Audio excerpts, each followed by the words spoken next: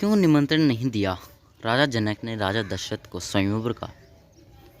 ये बात तो हम सभी जानते हैं कि जनकपुर में जब सीता स्वयंवर का आयोजन हुआ था तो राजा जनक ने देश विदेश के राजाओं को निमंत्रित किया, सबको उस स्वयंवर के लिए बुलाया, परंतु राजा दशरथ या अयोध्या के किसी व्यक्ति को स्वयंवर का निमंत्रण नहीं दिया।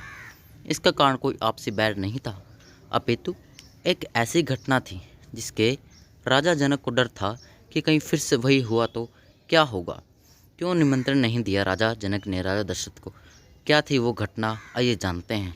एक बार राजा जनक के शासनकाल में एक व्यक्ति का विवाह हुआ। विवाह के बाद वह पहली बार सज संवर कर अपनी ससुराल को जा रहा था। कुछ दूर जाने पर रास्ते में एक जगह उसको दलदल मिला। उसने थोड़ा पास जाकर देखा तो उसमें एक गाय फंसी हुई थी जो शायद फंसे फंसे मरने की दशा में आ गई थी। उस व्यक्ति ने उसको देखा तो उसके मन में गाय को बचाने का ख्याल आया, परंतु दूसरे ही क्षण मन में एक और विचार आया। उसने सोचा, यह गाय तो कुछ देर में मरने ही वाली है, अगर मैं इसको यहाँ से बाहर निकालने इस दलदल में घुसा तो मेरे कपड़े तथा जूते खराब हो जाएंगे और मैं अपने ससुराल में ऐसी हालत में कैसे जाऊँगा। यह सोचकर वह गाय के ऊपर पैर रखकर आगे बढ़ गया। जैसे ही वह आगे बढ़ा, गाय ने जब उसे जाते हुए देखा तो उस व्यक्ति को शाप दिया कि जिसके लिए तू जा रहा है उसे देख नहीं पाएगा, यही तो उसके देखेगा भी तो वह तत्काल ही मृत्यु प्राप्त हो जाएगी। यह कहकर कुछ ही क्षण में गाय के प्राण निकल गए। उस शाप को सुनकर वह व्यक्ति दुविधा में फंस गया। उसे अपने किए पर बहुत पछतावा हुआ, परंतु अब कुछ नहीं हो सकता, जो होना था वो हो गया। अब वह व्यक्ति गो शाप से मुक्त होने का विचार करने लगा। मन में बहुत बड़ा बोझ लिए वह ससुराल पहुंचा। वहां पहुंचकर वह दरवाजे के बाहर ही बैठ गया और यह विचार करने लगा, अगर मेरी नज़र मेरी पत्नी पर पड़ गई तो क्या होगा। कुछ समय बाद परिवार के अन्य सदस्यों ने उसे घर के अंदर चलने का अनुरोध किया, किंतु वह नहीं गया। रास्ते में जो घटना घटित हुई थी उसके बारे में भी किसी को नहीं बताया। उसके दिमाग में तो गाय के द्वारा दिया गया श्राप बार बार गूंज रहा था। जब उसकी पत्नी को उसके घर के अंदर न आने की बात पता चली तो उसने अपने घर वालों से कहा कि चलो मैं ही चलकर उनके घर के अंदर ले आकर आती हूँ। पत्नी ने जब जाकर उससे कहा कि आप घर के अंदर क्यों नहीं आ रहे हो, और मैं जो भी बोल रही हूँ उसे सुनकर भी मेरे सामने होते हुए भी मेरी ओर क्यों नहीं देखते हो। वह व्यक्ति अपनी पत्नी की बात सुनने पर भी चुप रहा। काफ़ी अनुरोध करने के बाद उसने रास्ते में घटित सारा वृतांत सुनाया। पत्नी ने कहा, मैं भी पतिव्रता स्त्री हूँ, ऐसे कैसे हो सकता है, मेरी ओर तो देखो। अपनी पत्नी की बात सुनकर उसने ज्यों ही नज़र उठाकर अपनी पत्नी की ओर देखा, वैसे ही उसकी आंखों की रोशनी चलेगी और वह गाय के शाबस पत्नी को देख ही नहीं सका। उस व्यक्ति की पत्नी भी पतिव्रता थी, इसी कारण उसकी मृत्यु नहीं हुई। यह देखकर पत्नी अपने पति को साथ लेकर राजा जनक के दरबार में गई। वहां जाकर उसने सारा वृतांत कह सुनाया। राजा जनक ने राज्य के सभी विद्वानों को सभा में बुलाकर समस्या बताई। उन्होंने अपने दरबार में बैठे हुए ब्राह्मणों को कहा, हे ब्राह्मण देव, गोशाप से निवृत्त का कोई सटीक उपाय हो तो बताएं। सभी विद्वानों ने आपस में विचार करके एक उपाय बताया। उन्होंने कहा कि यदि कोई पतिव्रता स्त्री छलनी में गंगा जल लाकर उस जल के छींटे इस व्यक्ति की दोनों आंखों पर मारे तो गोशाप से मुक्ति मिल सकती है तथा इसकी आंखों की रोशनी पुनः लौट सकती है। राजा ने पहले अपने महल के अंदर की रानियों सहित सभी स्त्रियों से पूछा तो राजा को सभी की पतिव्रता होने से संदेह की सूचना मिली।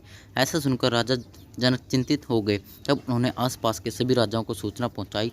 उन्होंने उन्हें संदेश में कहा, उनके राज्य में यदि कोई पतिव्रता स्त्री है तो उसे सम्मान राजा जनक के दरबार में भेजा जाए। जब यह सूचना अयोध्या के राजा दशरथ को मिली तो उसने पहले अपने सभी रानियों से पूछा। प्रत्येक रानी का यही उत्तर था कि राजमहल तो क्या, आप राज्य की किसी भी महिला, यहाँ तक कि झाड़ू लगाने वाली ही क्यों न हो, उसे भी पतिव्रता ही पाएंगे।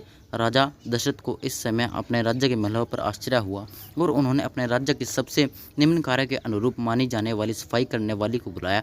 उस महिला से राजा दशरथ ने सम्मानपूर्वक पतिव्रता होने के बारे में पूछा तो उस महिला ने स्वीकृत में सिर हिला दिया।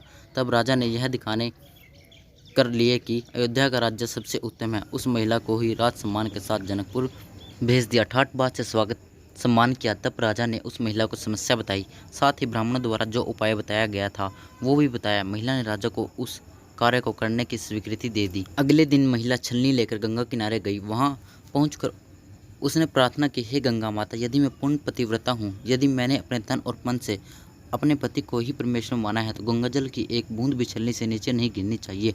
ऐसी प्रार्थना करके जब उसने गंगा जल को छलनी में भरा तो जल की एक बूंद भी नीचे नहीं गिरी। यह पवित्र गंगाजल कहीं रास्ते में छलक कर नीचे न गिर जाए, यह सोचकर उसने थोड़ा गंगाजल नदी में ही गिरा दिया और पानी से भरी छलनी को लेकर राज दरबार में आ पहुंची। राजा और दरबार में उपस्थित सभी नर नारी यह दृश्य देख आश्चर्यचकित रह गए। तब उस महिला को ही उस व्यक्ति की आंखों पर छींटे मारने का अनुरोध किया गया। उसने ज्यों ही गंगाजल के छींटे उस व्यक्ति की आंखों पर मारे, त्यों ही उसकी आंखों की रोशनी वापस आ गई। ये देखकर दरबार में उपस्थित लोग बहुत ही प्रसन्न हुए। तब उस महिला को पूरे राज सम्मान के साथ परितोषित दिया गया। जब उस महिला ने अपने राज्य को वापस जाने की अनुमति मांगी तो राजा जनक ने अनुमति देते हुए जिज्ञासावश उस महिला से उसकी जाति के बारे में पूछा। तब उस महिला द्वारा बताए जाने पर राजा आश्चर्यचकित हो गए। यही कारण था कि सीता स्वयंवर के समय राजा ने सोचा कि जिस राज्य की सफाई करने वाली इतनी पतिव्रता है तो उसका पति कितना शक्तिशाली होगा। यदि राजा दशरथ ने उसी प्रकार के किसी व्यक्ति को स्वयंवर ने भेज दिया और अगर उसने धनुष संधान लिया तो क्या होगा। राजकुमारी किसी निम्न श्रेणी के व्यक्ति को न वर ले, यही सोचकर अयोध्या नरेश राज जनक को निमंत्रण नहीं भेजा। किंतु विधाता की लेखनी को कोई आज तक टाल नहीं सका है। वही हुआ जो होना था।